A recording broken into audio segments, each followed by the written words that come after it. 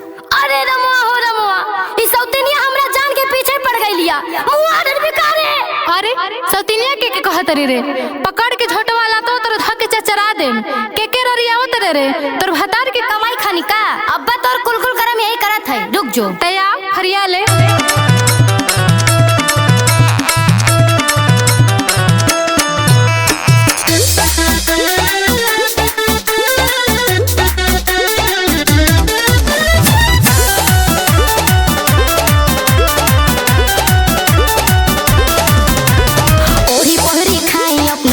के कमाही हम होता मांगे नहीं तोरा घरे जाई।